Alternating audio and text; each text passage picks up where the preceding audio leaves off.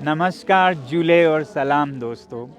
आप में से ज़्यादातर को मालूम है कि 21 दिन के अनशन के बाद मैं 2 दिन के लिए विश्राम के लिए अपने गांव गया था और इस बीच जो अनशन का भागदौड़ है वो लद्दाख के महिलाओं ने संभाला था।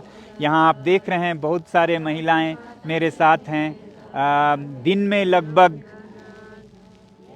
250 से 300 महिलाएं और रात में कोई 100 से 130 महिलाएं यहाँ पर खुले आसमान में अनशन पर बैठी हैं, याद दिलाने के लिए भारत के नेताओं से और सरकार से कि जो लद्दाख के साथ वचन दिए गए थे लद्दाख के सांस्कृतिक और पर्यावरण के संरक्षण के, उनकी पूर्ति करें। वैसे ही जो लोकतंत्र की बहाली है वो जम्मू कश्मीर की तरह लद्दाख में भी हो। तो यहाँ महिलाओं ने अब 7 दिन से भागदौड़ संभाला है और अगले 3-4 दिनों में उनके जगह पे फिर युवा आएंगे, फिर भिक्षुगण आएंगे।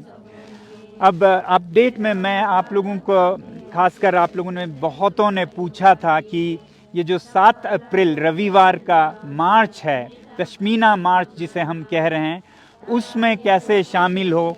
मैंने वैसे तो आप लोगों में से ज़्यादातर को मना किया था कि आप यहाँ ना आएँ, मगर आप में से बहुत लोग नाराज़ बल्कि हमें डांट भी रहे हैं। तो वो इसलिए था क्योंकि कुछ दिन पहले तक यहाँ पर मौसम भी अच्छा नहीं था, बहुत ठंड थी, यहाँ पर गेस्ट हाउसेस होटल भी नहीं खुले थे। मगर अब आप लोगों में से इतने लोगों से पूछा है और फिर मौसम भी यहाँ आजकल ठीक हो रहा है, मुझे पता चला कि गेस्ट हाउसेस भी खुल रहे हैं। तो फिर मैं हार कर आप लोगों में से अगर बहुत ही आप आना चाहते हैं, व्याकुल हैं, तो आ सकते हैं। ऐसा मैंने पता किया गेस्ट हाउसेस वगैरह के बारे में और मौसम भी बिल्कुल ठीक है।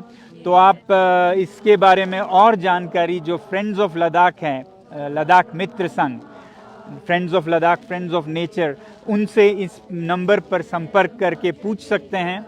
मैं ये कहूँगा कि अगर आप आना चाहें तो 7 अप्रैल है तो फिर 5 अप्रैल को आएँ जितना हो सके, क्योंकि थोड़ा यहाँ के आबो हवा से एक्लाइमेटाइज जिसे कहते हैं, थोड़ा सांस आपकी सही बैठे, इसके लिए 2 दिन पहले आएँ या 6 को आएँ, उसके बाद ना आएँ, ये मेरी विनती होगी।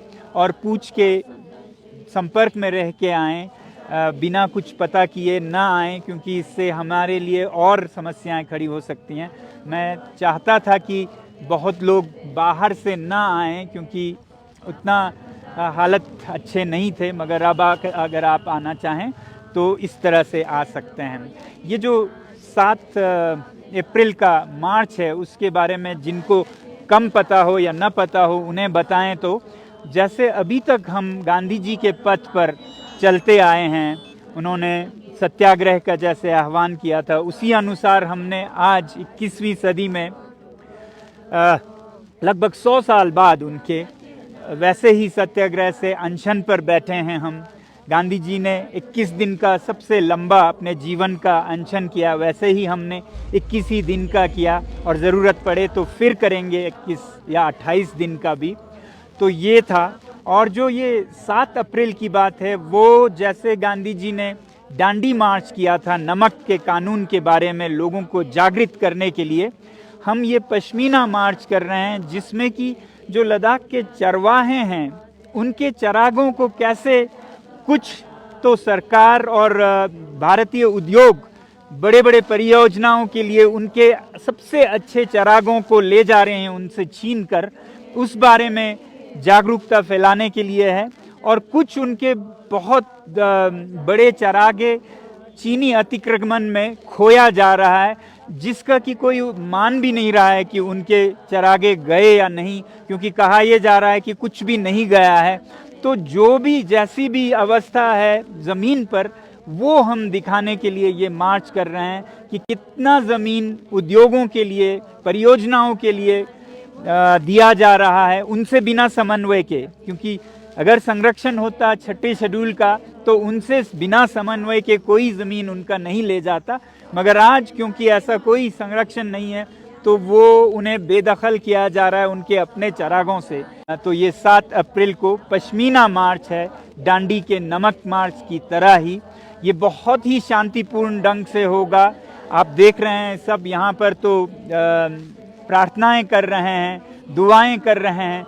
ऐसे ही प्रार्थनाएं दुआएं करते हुए यहाँ के महिलाएं, यहाँ के पुरुष, यहाँ के बच्चे बड़े सब चांगथंग में पश्मीना मार्च पे जाएंगे। बहुत ही शांतिपूर्ण होगा और आग्रह करेंगे कि इस तरह हमारे चरवाहों के ज़मीनें ना खोए जाएं, चाहे वो भारतीय उद्योगों को हो या चीनी सेना को हो। हमें पूरी उम्मीद है कि इस सच्चाई को और मजबूती से लोगों के सामने लाने के लिए आप सबका भी समर्थन होगा, पूरे भारत से समर्थन होगा। और इसी उम्मीद के साथ लद्दाख के 5 से 10 हज़ार लोग उस सीमा की तरफ बढ़ेंगे 7 अप्रैल को।